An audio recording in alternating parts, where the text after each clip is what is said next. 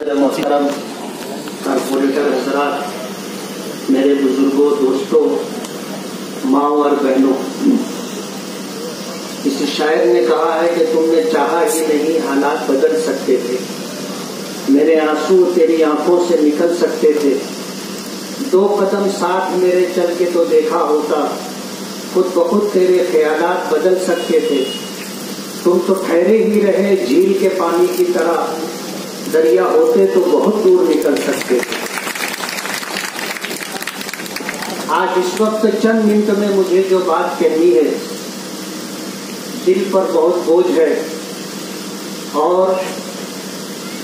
حالات کچھ اس طرح کے ہیں جیسے لگتا ہے کہ دل کسی نے اندر سے اس طرح پکڑ لیا۔ آج سیاسی دوستی اور دشمنی کا الیکشن نہیں ہے، آج نظریے کا الیکشن، آج ہندوستان میں پارلیمنٹ کا الیکشن، فرقہ پرستی اور غیر فرقہ پرستی کا الیکشن، آج کا یہ لوک سبھا کا الیکشن جمہوریت اور سیکولرزم کو بچانے کا الیکشن، ملک کے قانون اور سنویدھان کو بچانے کا الیکشن ہے۔ یہ دیش اگر پوری دنیا میں جانا جاتا ہے تو دنیا کی سب سے بڑی جمہوریت کے نام سے جانا جاتا ہے، جن کی حالات پر نظر ہے، اور ان 5 سالوں میں ملک میں مودی سرکار نے مسلمانوں کے ساتھ، اقلیتوں کے ساتھ جو کچھ کیا ہے، حالات جاننے والے انتہائی متفکر ہیں۔ ابھی آپ نے یہ بات سنی کہ تمام مکاتب فکر کے علماء کرام، ہمارے بزرگان دین اور تمام دانشور، ادیب، آرٹسٹ، صحافی حضرات متحد ہو کر کے پورے ہندوستان کے لوگوں کو یہ پیغام دے رہے ہیں کہ بی جے پی اس ملک کے لیے خطرہ ہے، اور اس مرتبہ اگر بی جے پی چن کر کے آ گئی اور اسے واضح اکثریت، اگر 2/3 اکثریت مل گئی تو پھر ملک میں کبھی الیکشن نہیں ہوگا۔ یہ ملک ہمیشہ فرقہ پرستوں کے ہاتھ میں رہے گا۔ ظاہر بات ہے، جو جانتے ہیں وہ ہمیں بتا رہے ہیں، ہمیں پتا نہیں تھا، لیکن ان 5 سالوں میں ہم نے جو کچھ دیکھا ہے وہ آپ کو بتانا چاہتے ہیں۔ ملک کے لوگوں کو سب کے ساتھ دھوکہ کیا گیا، اور یہ کہا جاتا رہا بھائیوں بہنوں اچھے دن آنے والے ہیں۔ ہم تو یہ کہتے ہیں کہ اچھے دن جانے دو، جو ہمارے دن تھے وہی ہمیں لوٹا دو، ہمیں آپ کے وہ اچھے دن نہیں چاہیے۔ یہ جھانسا دیا گیا ملک کی تمام عوام کو کہ کالا دھن جو دیش کے باہر گیا ہے وہ واپس لایا جائے گا 1 سال کے اندر، اور ہر ہندوستانی کے اکاؤنٹ میں، اس کے کھاتے میں 15 لاکھ روپیہ آئیں گے۔ ملک میں پڑھے لکھے ہمارے نوجوانوں کو دھوکہ دیا گیا کہ ہم 1 سال میں 2 کروڑ لوگوں کو نوکری اور روزگار دیں۔ میں پوچھنا چاہتا ہوں، آج بی جے پی جس نے 2014 میں یہ سارے وعدے کیے تھے،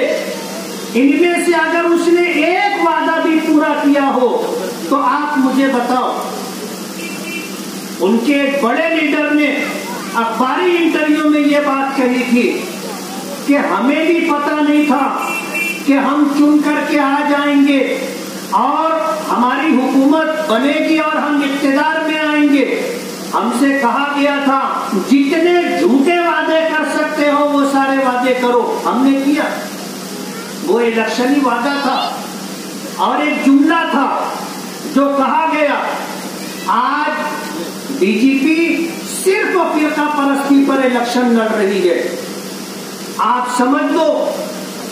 ہمارا یہ شہر مسلم اکثریتی شہر ہے،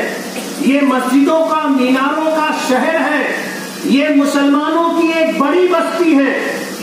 آج 3 طلاق کے نام پر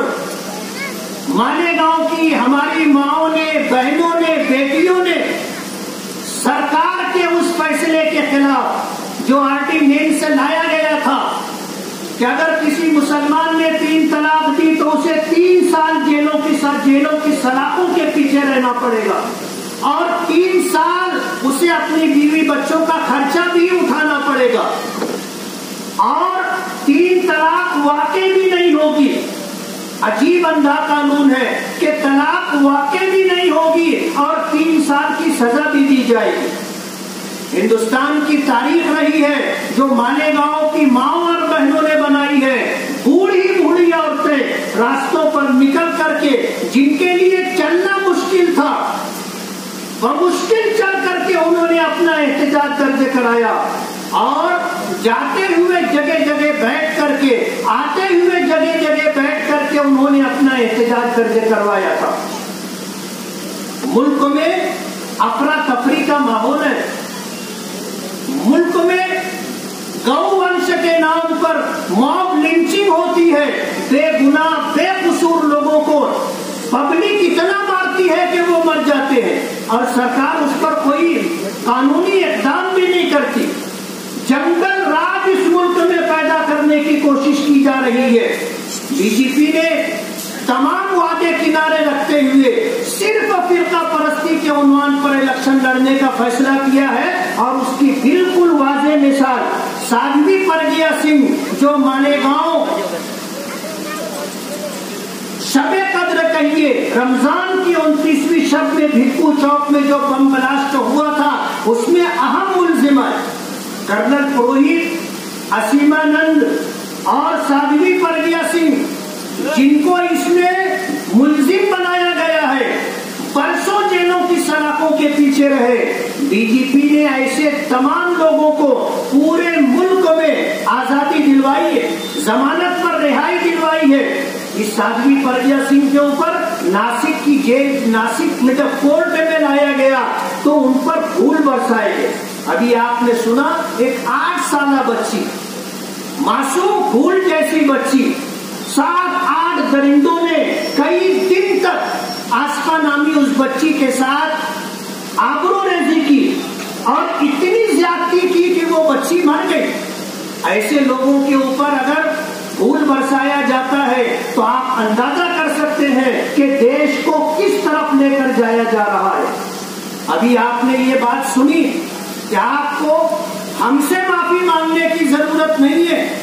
کانگریس پارٹی کے لوگوں کو بھی اس بات کا احساس ہے کہ اس ہندوستان میں مسلمانوں کی جتنی پسماندگی ہے، جتنی بے بسی اور بے کسی ہے، یہ کانگریس پارٹی کی دین ہے۔ دیش آزاد ہوا انہی لوگوں کے ہاتھ میں تھا، بلا شرکت غیر 40-50 سال تک انہوں نے حکومت کی ہے، اور اس ملک کے مسلمان کو انہوں نے دلتوں سے زیادہ پسماندہ بنا دیا ہے۔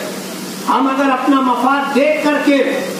کوئی فیصلہ کرتے تو ہم کبھی کانگریس پارٹی کی حمایت نہیں کرتے۔ ہمیں ان کے خلاف آنے والے دنوں میں الیکشن لڑنا ہے،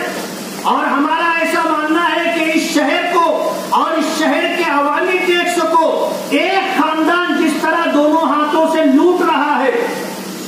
یہ اس شہر کے لیے انتہائی نقصان دہ۔ آج اس شہر میں اگر ان کے خلاف الیکشن لڑنا ہے تو ہمیں اس موقع پر اگر اپنا مفاد عزیز ہوتا تو ہم کبھی کنال بابا کی حمایت نہیں کرتے، لیکن ہمارے بزرگوں کے کہنے پر، علماء کے کہنے پر، دانشوروں کے کہنے پر آج ہم نے دل پر پتھر رکھ کر کے زہر کا گھونٹ پینے کا فیصلہ کیا ہے، اور آپ کو یہ بتانا چاہتے ہیں کہ ہم 2 مصیبتوں میں ہے۔ سرکار دو عالم صلی اللہ علیہ وسلم نے فرمایا اذا ابتلیت ببلیتین فاختر اہونہما، کہ جب تم 2 مصیبتوں میں گرفتار ہو جاؤ تو ہلکی مصیبت کو اختیار کر۔ آج ہم نے کنال پاٹل کو حمایت دینے کا فیصلہ کیا، اپنے تمام مفادات کو قربان کر کے اندیشوں کے ساتھ ہم نے یہ فیصلہ کیا ہے۔ آج ہمارے بہت سارے ورکر، ہمارے بہت سارے ساتھی، شہر کی عوام کا ایک بہت بڑا طبقہ ہمارے اس فیصلے سے بظاہر اختلاف کر رہا ہے۔ بہت کچھ ان کے سامنے بھی یہ اندیشے ہیں، لیکن بزرگوں کے بارے میں آتا ہے کہ قلندر ہرچ گویر دیدہ گویر، اللہ والے کچھ دیکھ کر کے فیصلہ کرتے۔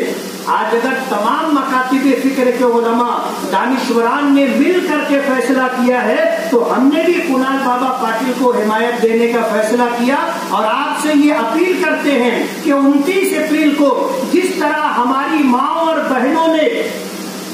گھر سے نکل کر کے طلاق ثلاثہ کے خلاف اپنا احتجاج درج کرایا تھا، اسی طرح 29 اپریل کو صبح سویرے میں اپنے بھائیوں سے کہنا چاہوں گا کہ تھوڑی دیر کے لیے آپ گھر سنبھالیں، اور ہماری مائیں بہنیں جس طرح احتجاج درج کرانے کے لیے نکلی تھی، اسی طرح بی جے پی کے خلاف اور اس ملک کو مودی جیسے اذیت پسند اور خطرناک آدمی سے نجات دلانے کے لیے ووٹ کریں۔ اور یہ میری اپیل ہے اور یہ میری گزارش ہے۔ کسی نے کہا ہے کہ وقت ہر ظلم تمہارا تمہیں لوٹا دے گا، وقت ہر ظلم تمہارا تمہیں لوٹا دے گا، وقت کے پاس کہاں رحم و کرم ہوتا ہے۔ اس اپیل کے ساتھ میں آپ سے اجازت چاہوں گا، بہت بہت شکریہ، دعا کر لیں۔ بسم اللہ الرحمن